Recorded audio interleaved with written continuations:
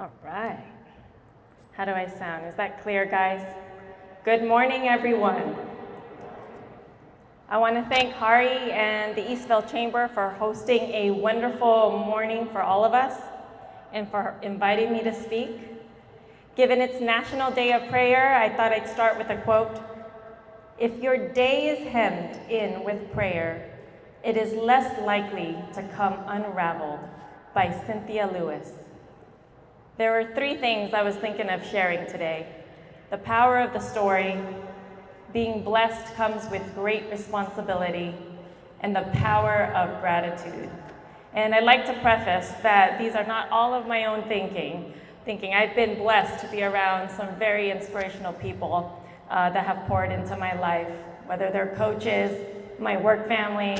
I've pulled a lot of great blessings and thoughts from them. So diving into the power of the story, having those defining moment conversations, what is that, right? I didn't know what it was until my coach once says, hey, you guys should really try doing this at the office or with your friends.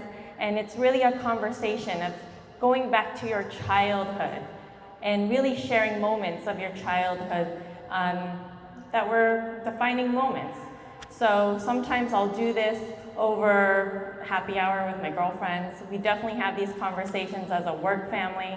You could be working on the second floor of a corporate building for 20 years and meet for coffee in the break room or at the coffee machine and never really know someone's story. So I'd love the opportunity to be able to share mine just to give you an idea of how these conversations go. But I was born in San Francisco, raised by a single mom who came here at the age of 28 from the Philippines. I have one younger sister who's here, 2.5 years younger than me. And my mom and dad, they had a rocky marriage. So they ended up getting divorced, and we were raised by a strong single mom. And she had to do everything she had to do to put food on the table. So she worked at a deli shop, an ice cream store. She was top sales at marketing. And as she was trying to find her footing, you know, childhood was a little rocky. We went to 6 different elementary schools, my sister and I. And we shopped at Salvation Army. We wore hand-me-down clothes. We lived in 1 bedroom, whether it was a close family friend or a relative's home. And my mom would make a lot of our meals for lunch and for school using a microwave and a toaster in our room. She was a phenomenal cook and still is to this day, but she didn't feel comfortable then cooking in the kitchen because it wasn't her kitchen. So again, she did everything she had to do to take care of us. And the one thing that my sister and I walk away with from those moments is the power of love, because we never felt like we needed anything more. She did such a phenomenal job with showering us with love that we felt so complete as children. So that's one of my personal defining moments. I'd love to share and have the opportunity to share Guy's story, who's one of my teammates. He's here at our table. Thank you, Guy, for letting me share it. But he came here at the age of 6 as a refugee from Vietnam. He was on a boat with his family. The boat got pirated. They had to jump into the water and find land. To this day, every day to him is a blessing after something like that. And he's one of the most grateful teammates that I get to work with. Anytime there's a file that goes sideways or the day's not working out exactly as we like, he has the best spirit, because after something like that, every day's a blessing. Len, my husband, some of you may or may not know, an active chamber member, right? He lost his mom, who was also his best friend, at the age of 14 due to a drunk driver right here on the 6th Street Bridge in LA. And he could have gone down a dark path, he could have gone through depression, but he never had any of that. He, to this day, still is one of the most joyous spirits and has such a whole and complete spirit, I should say. And I always ask him, wow, after something like that, a tragedy like that, How do you keep that joyous spirit? He never went down the dark path after losing his mom, and again, someone who was his best friend. And he always says, God was by my side.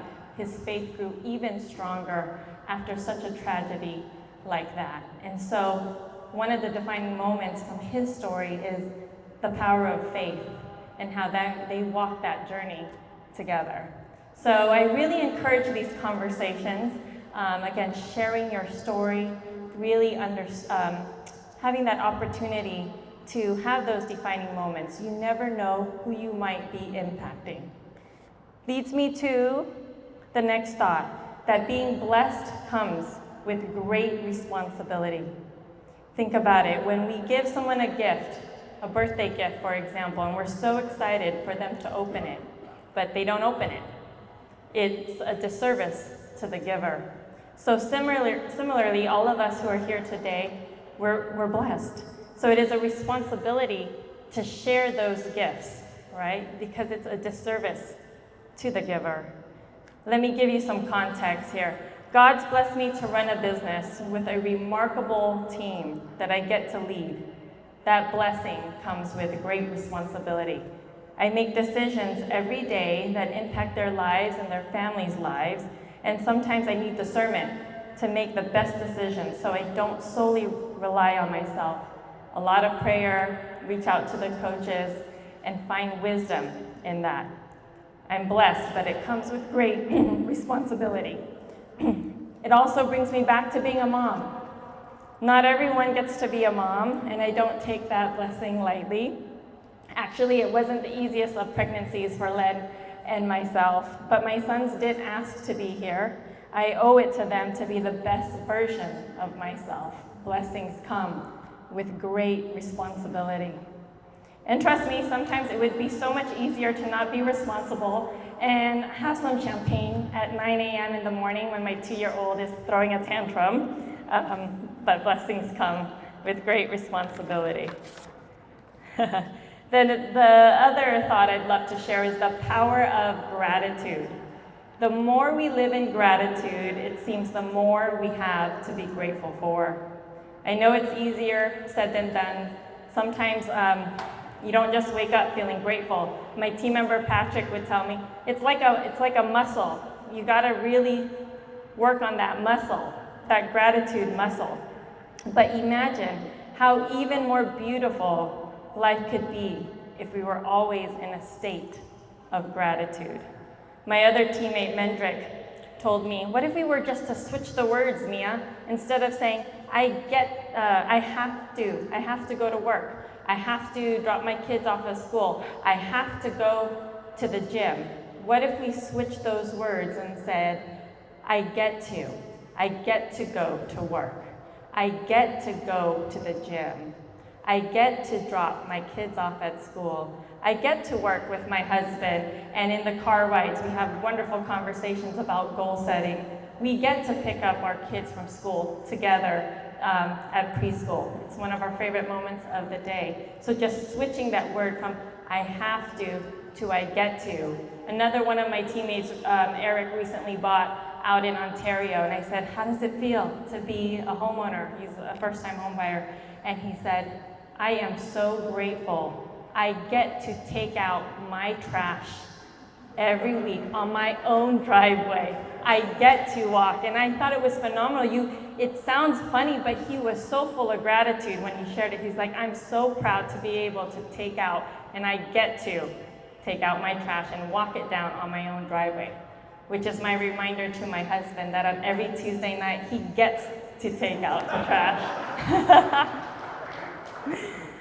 So, expressing gratitude to people in your life, sometimes even when we're out on a trip at a hotel room, and just being able to express our gratitude to the housekeeper or the ladies switching out our towels and the toilet paper.